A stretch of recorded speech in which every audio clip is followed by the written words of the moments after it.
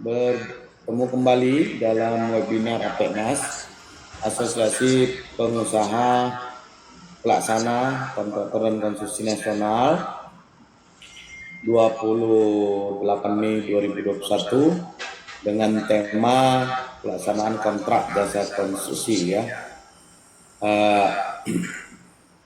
Admin boleh langsung ke materi, admin. Baik, Pak. Ya.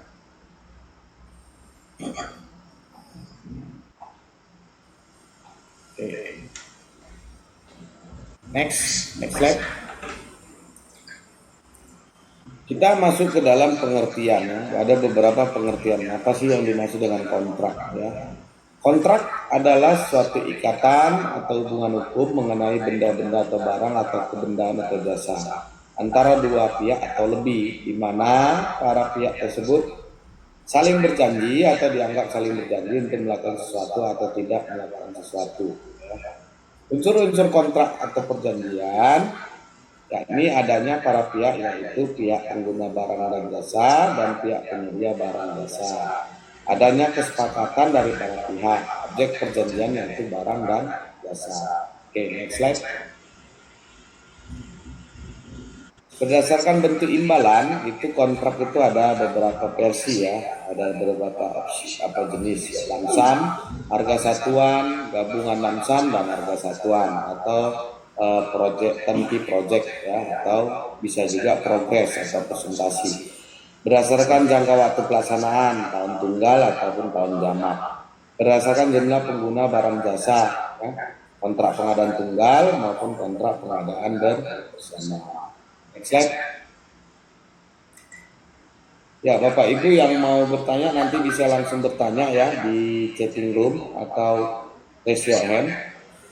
Dan jangan lupa memberikan absensi ya, mengisi absensi di link kita.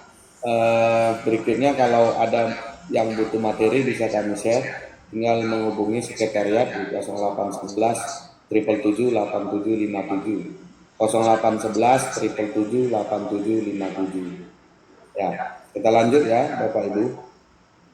Kontrak lamsam, penyelesaian seluruh pekerjaan, batas waktu tertentu, harga pasti dan tetap. Semua risiko ditanggung penyedia barang jasa. Kontrak harga satuan, yakni penyelesaian seluruh pekerjaan, batas waktu tertentu, harga satuan pasti dan tetap, spesifikasi teknis tertentu, volume pekerjaan perkiraan sementara, pembayaran berdasarkan hasil pengukuran pekerjaan yang dilaksanakan. Nah, seperti itulah Bapak Ibu jenis kontrak harga satuan ya. Next slide. Bagaimana dengan kontrak gabungan? Kontrak gabungan adalah lamsam yang kita singkat LS dan HS harga satuan ya. Gabungan lamsam dan harga satuan dalam satu pekerjaan. Kontrak terima jadi atau turnkey, penyelesaian seluruh pekerjaan dalam waktu batas tertentu, jumlah harga pasti dan tetap, tidak ada lagi adendum, kerja tambah kurangnya. Jadi sudah dari awal kontrak seperti itu dan akan berakhir kontrak juga seperti itu harganya.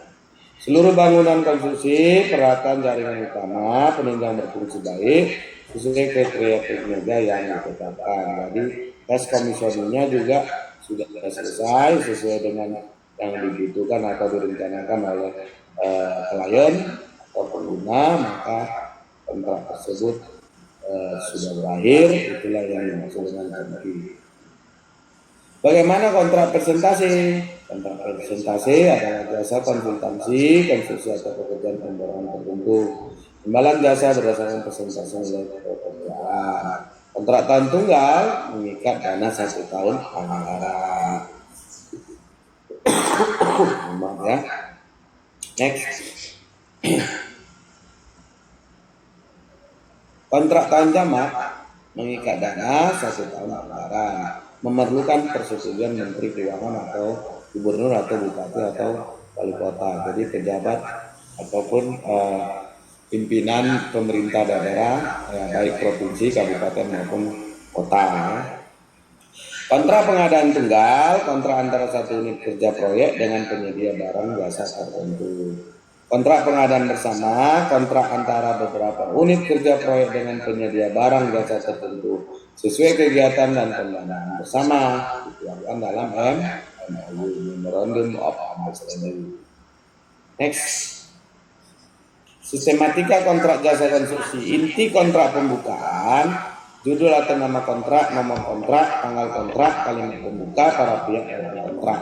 Ini wajib ada ya Bapak Ibu dalam inti kontrak pembukaan. Sekali lagi ya, judul nama kontrak, nomor kontrak, tanggal kontrak, kalimat pembuka, para pihak dalam kontrak. Next.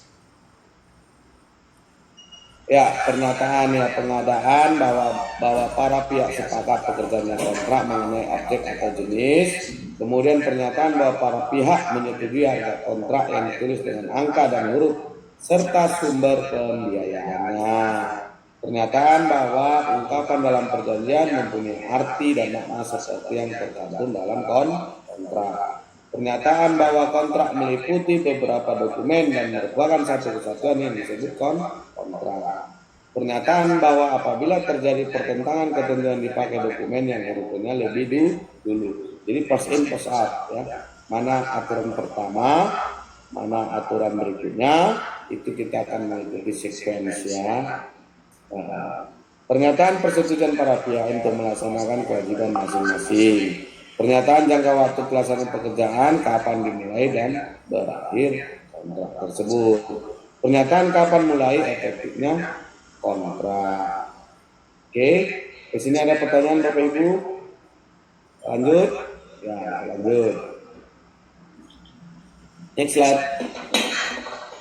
Ya, dalam pernyataan bahwa para pihak menyetujui untuk melaksanakan perjanjian sesuai dengan peraturan Indonesia, maka wajib membubuhkan tanda tangan kedua belah pihak atau lebih dari dua pihak ya. Jadi dibubuhi materai sehingga kekuatan hukumnya masih kuat ya. Jadi Bapak Ibu, kalau kita melihat ya, ini kontrak-kontrak ini kadang kita silap karena kita anggap sederhana ya, kontrak sudah normatif. Jadi setiap pekerjaan itu juga harus kita teliti dan kita telaah kontraknya. Jangan sampai salah satu pihak dirugikan atau merugi. Jadi lebih baik pada saat kontrak sebelum ditandatangani benar-benar direview, benar-benar diperhatikan, dan benar-benar dikomitmenkan untuk dilaksanakan. Dan ketidakmampuan kita melaksanakan perjanjian dalam kontrak tersebut, maka akan menjadi kerugian bagi kita. Jadi ini Bapak Ibu hal yang gampang atau hal yang sederhana, namun bagi kita APENAS wajib mengingatkan, mereminder teman-teman pengurus APENAS maupun anggota APENAS dimanapun berada dalam perjanjian kontrak, hal-hal sepele itu jangan sampai menjadi batu sambungan bagi kita. Oke Bapak Ibu, sampai di sini ada pertanyaan?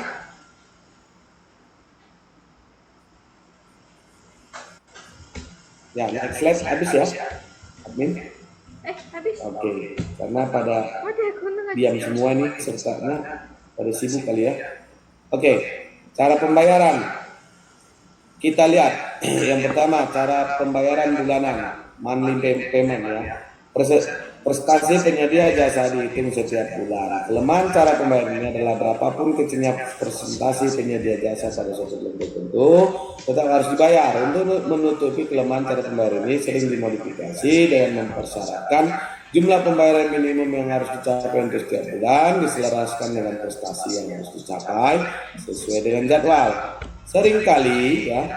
Seringkali penyedia jasa mengkompensasi kurangnya prestasi kerja dengan prestasi bahan dengan cara menimbun bahan di lapangan.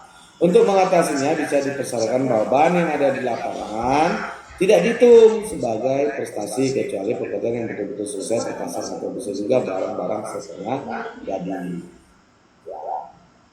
Next, cara pembayaran termin atau prestasi.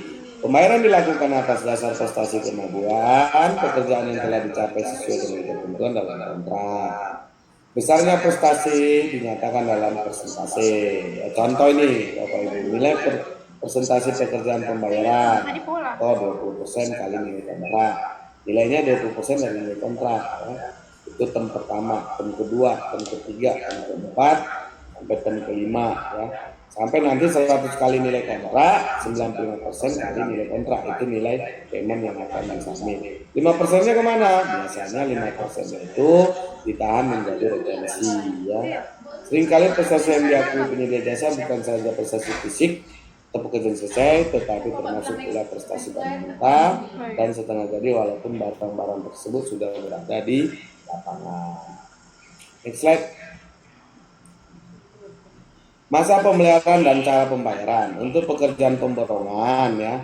Masa pemeliharaan minimal 6 bulan untuk pekerjaan permanen jika umur rencananya besar dari 1 tahun. Minimum 3 bulan untuk pekerjaan semi permanen, umur rencananya kecil dari 1 tahun.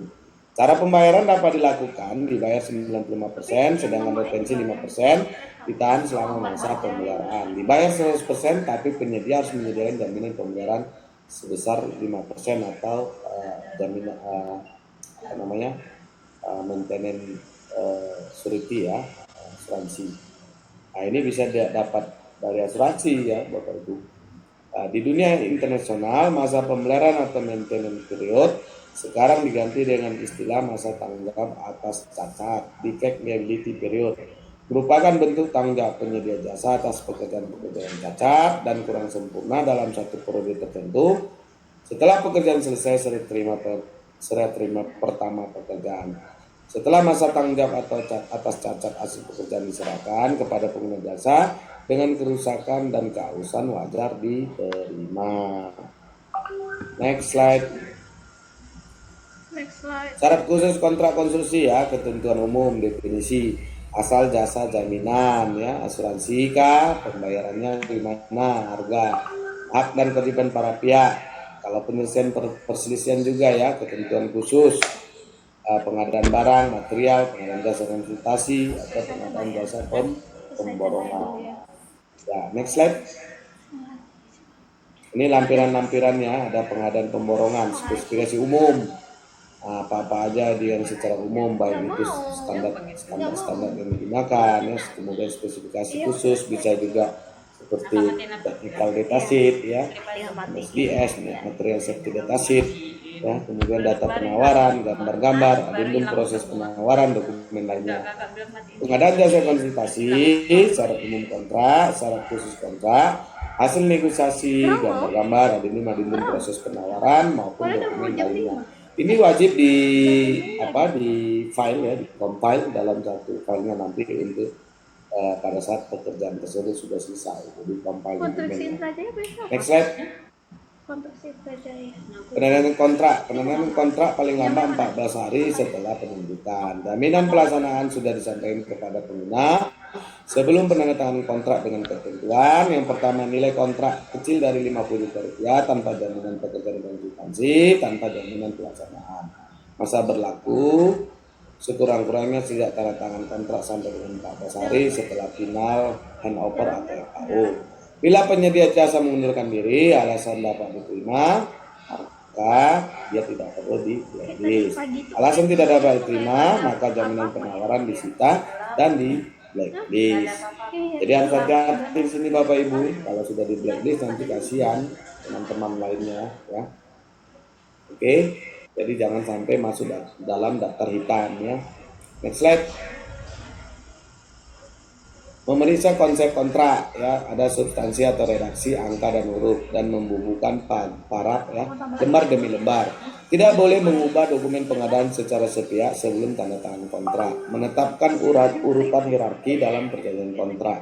Surat perjanjian kontrak, surat penawaran, amandemen dokumen lelang, ketentuan khusus kontrak, ketentuan umum kontrak, spesifikasi khusus, spesifikasi umum, gambar-gambar, dokumen lainnya, jaminan-jaminan, surat penunjukan berdasarkan urutan hierarki yang ditetapkan. Bila terjadi pertentangan yang berlaku berdasarkan urutan hierarki yang ditetapkan, nah ini yang harus diperhatikan ya Bapak Ibu ya. Next slide.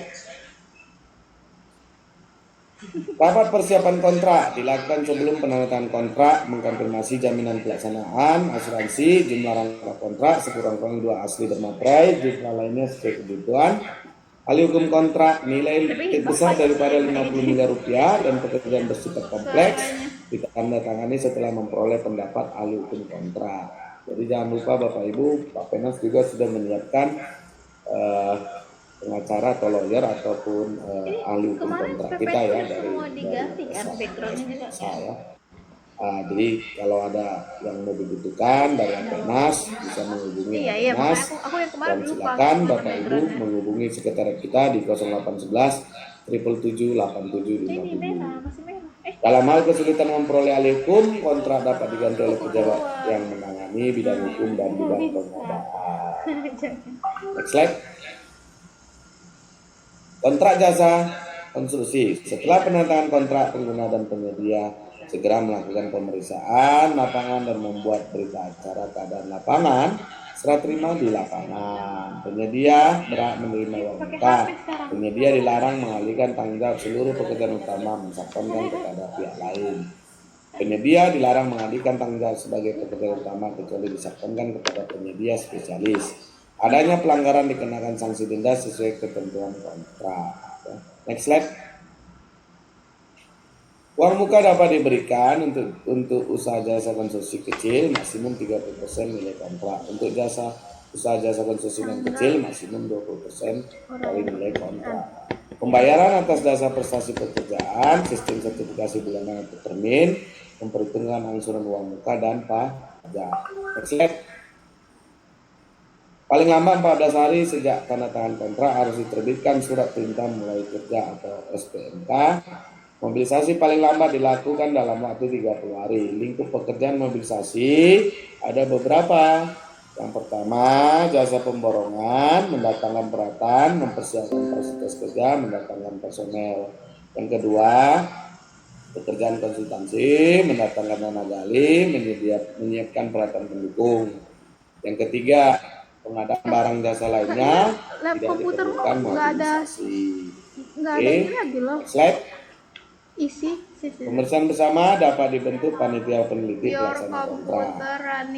Pembayaran uang muka, adanya permohonan dari penyedia barang jasa, pengajuan surat perintah pembayaran atau SPP, penyedia menyediakan jaminan uang muka minimal sama dengan uang muka yang diterima. Pengembalian uang muka dilakukan secara berangsur-angsur dan harus lunas pada saat prestasi pekerjaan. Kemudian pembayaran prestasi. Next slide. Perubahan kegiatan pekerjaan menambah mengurangi volume atau menambah mengurangi jenis pekerjaan, mengubah spesifikasi teknis sesuai kebutuhan lapangan, melaksanakan pekerjaan tambah yang belum tercantum dalam kontrak awal. Pekerjaan tambah tidak boleh lebih dari 10% harga kontrak awal. Perpanjangan waktu pelaksanaan dapat diberikan pengguna jasa konstruksi dengan pertimbangan adanya pekerjaan tambah, perubahan desain, keterlambatan yang disebabkan pihak pengguna barang jasa, keadaan di luar kendali penyedia jasa. Oke, next slide. Denda dan ganti rugi. Denda keterlambatan karena kelalaian penyedia barang jasa sekurang-kurangnya 1/1000 ya per hari dari nilai kontrak, dan besarnya denda tidak dibatasi, dan pengguna berhak untuk memutuskan kontrak apabila denda keterlambatan sudah melampaui nilai jaminan pelaksanaan. Dapat diberikan keterlambatan pembayaran karena kelalaian penggunaan barang jasa dikenakan denda sebesar suku bunga Bank Indonesia terhadap nilai tagihan terlambat dibayar. Penyesuaian harga. Peraturan Menteri Keuangan nomor 105 PMK ya nomor 6 tahun 2005 tentang penyesuaian harga satuan dan nilai kontrak kegiatan. Surat edaran Menteri Pekerjaan Umum nomor 11 SEM 2005 tentang pedoman penyesuaian harga satuan dan nilai kontrak.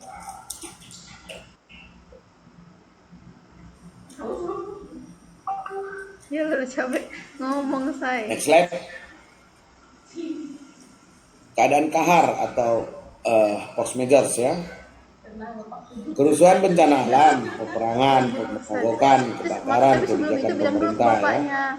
Penghentian dan pemutusan kontrak, pekerjaan selesai, keadaan kahar, penyedia barang jasa wajib bayar sesuai dengan proses pekerjaan, penyedia barang jasa citra janji, sanksi tentukan dalam kontrak, terbukti adanya KKN dalam proses pemilihan penyedia maupun dalam pelaksanaan pekerjaan, maka bagi penyedia barang jasa jaminan pelaksana dicairkan, sisa uang muka harus dinasi dan dimasukkan dalam daftar hitam selama 2 tahun. Bagi pengguna atau panitia penyelenggara pengadaan dikenakan sanksi sesuai ketentuan yang berlaku. Next slide. Ya, sampai di sini ada pertanyaan Bapak Ibu? Ya, kalau ada pertanyaan bisa dihubungi ya kami sekarang di chatting room atau di raise your hand.